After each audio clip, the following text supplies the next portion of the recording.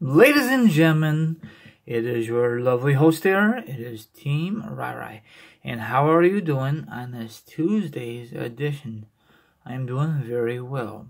Now it is time to discuss wrestling news, wrestling topics, and a lot of awesome information to discuss for you. Now, if you like, sit back, relax, put your feet up, grab some meat, grab some drink. Now, if you don't do like that, maybe you want to chill like a villain and hear my thoughts, my opinions on this subject, and of course, the article will be down below. Let's roll this.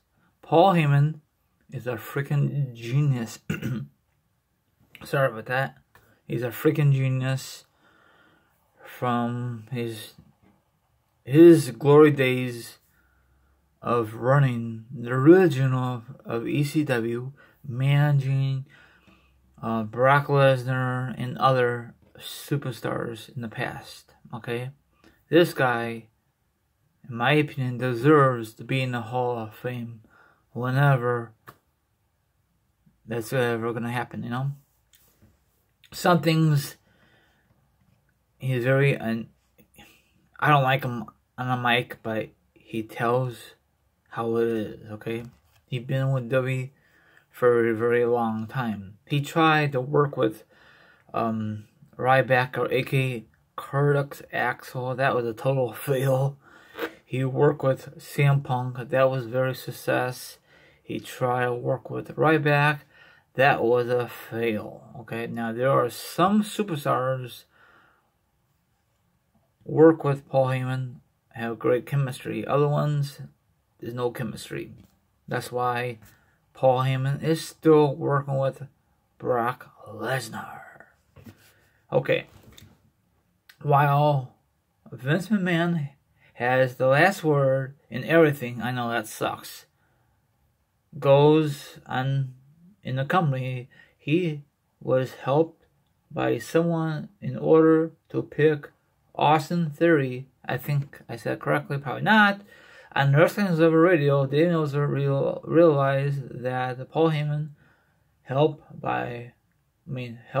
calling up Theory. I think I said it correctly. Yeah, McMahon always had the last decision, the last word. So what's your thoughts on this? You know that Paul Heyman and McMahon does not see eye to eye. Not all the time, but very, very rarely, Paul Heyman is a businessman. McMahon is a businessman. McMahon has been doing this for many, many years. Paul Heyman, on the other hand, he has been doing it for many, many years also. He used to ran the original version of ECW. I love that version better than the McMahon version of ECW. McMahon's version of ECW was horrible. Maybe they might have like one or maybe two matches good. Then eventually it just went downhill. The one I really like, hopefully I can find it, I think it's on WWE.com, is RVD versus Hardcore Harley. I'm sorry, I messed up. It's a time when RVD, I think scoop slam or however, and a piece of wood went up Bob Holly's back. That was insane. His whole back was all gushing. And it was a very intense match. So probably has a lot of, I'm assuming he has scars from that, That's insane. I don't know if he's worth to be in the Hall of Fame. RVD, absolutely yes. Like I mentioned it a couple of months ago or a couple of years ago, they should have like an ECW Hall of Fame just by itself, but that would never ever happen. RVD deserve to be in the WWE Hall of Fame whenever that happens. If they do call his name, we'll find out. I mean, of course he's not gonna headline the Hall of Fame. He'll be there. He deserves it. Like Tommy Dreamer deserved it. Sabu, all those original ECW guys deserve to be in the Hall of Fame. Maybe, in my opinion, they should put one big thing for the ECW Hall of Fame. That'd be nice. But they won't call it ECW because ECW got bought out by WWE, so it will be the WWE Hall of Fame class. None of them will be in the Hall of Fame all at once. So I think Tommy Dreamer deserves to be in the Hall of Fame. RVD, Taz, but I think he works for AEW, so probably that's not going to happen.